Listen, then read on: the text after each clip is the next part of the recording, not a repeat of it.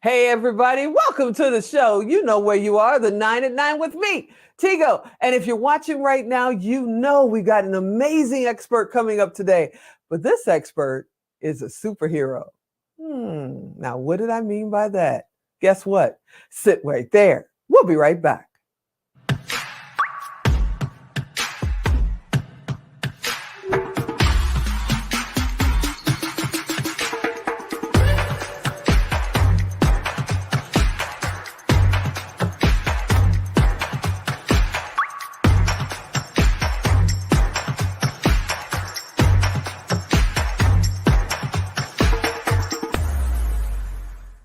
Hey, yeah, you heard me right. Superhero. Well, let's just say she's on a superhero journey. Valerie David is here, the Pink Hulk. What's going Hi. on? What's happening, Valerie? Hi. Thank you so much for having me. It's an honor. Thank you so much for being here. Okay, we got to kick it off because I said you're a superhero, and I know you're on the superhero journey, but the Pink Hulk? What's that mean? Yes, the Pink Hulk is one woman's journey to find the superhero within. And it's my one woman show, award-winning show that I've done all over the United States and in Europe and Iceland, Finland, Sweden, and England.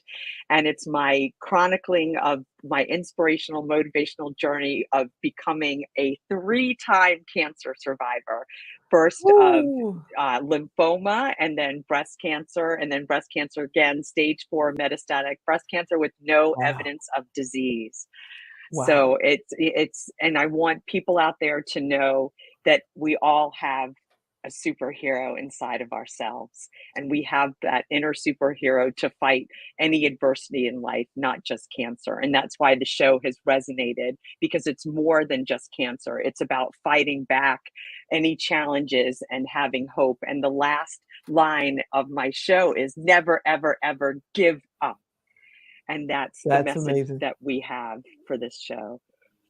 You know, we've had my business partner and best friend, we lost her to breast cancer. We've had breast cancer around us, some kind of cancer around us for years and years and years.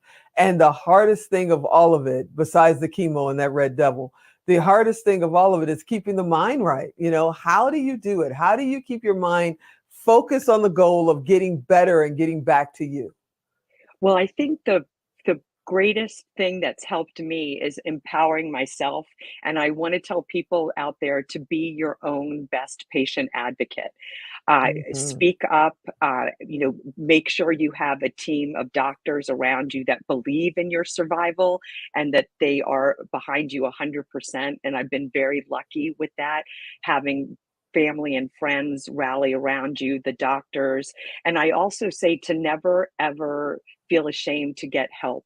And I think that, Mm. and I know for myself, I have this Hulk persona, the superhero beyond DC and Marvel. I have my own superhero squad.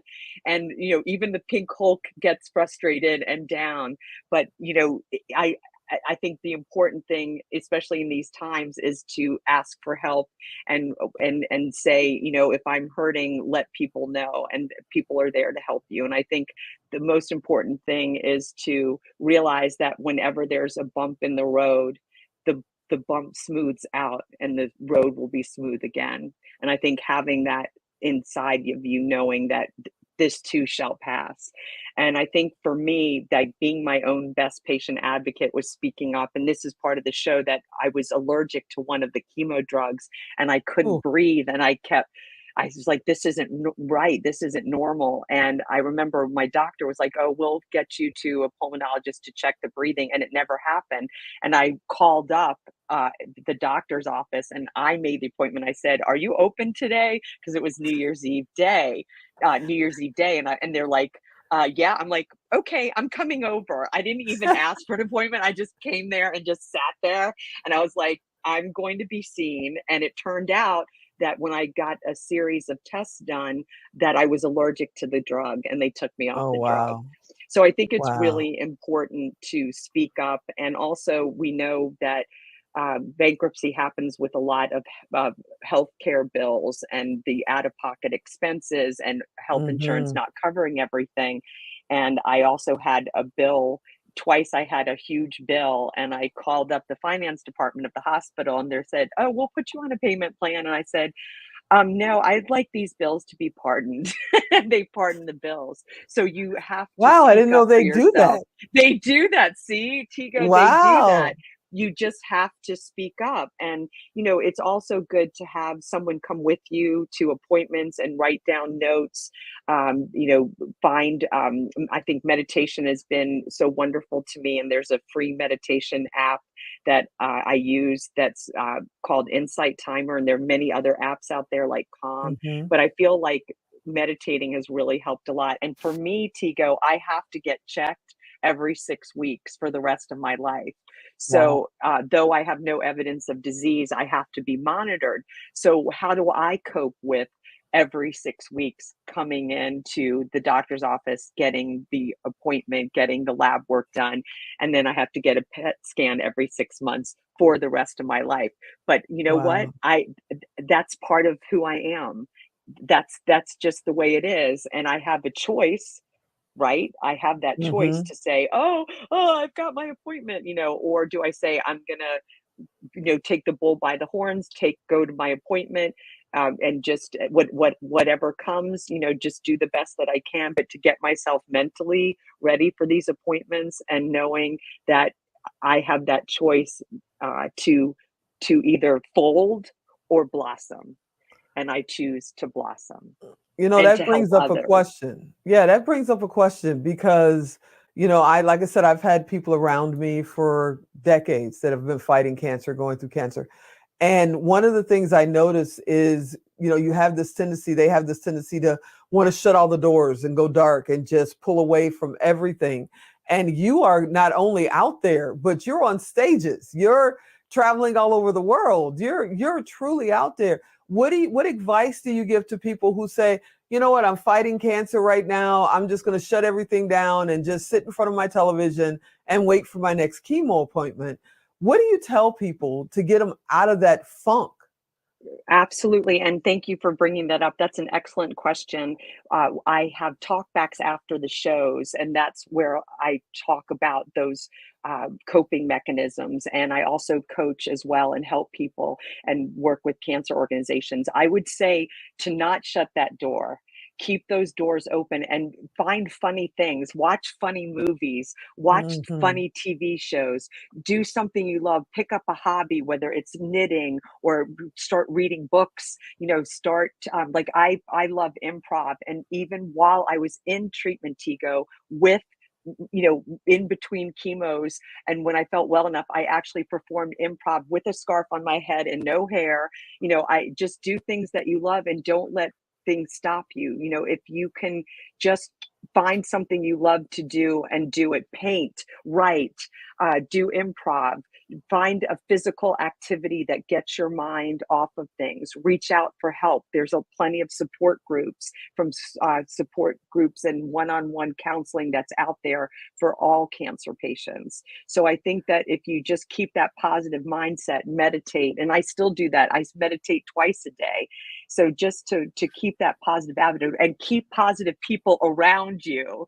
That's also things. I remember I had somebody say to me, "Oh, you're not going to live a long life, so too bad." And I'm like, "Okay, bye."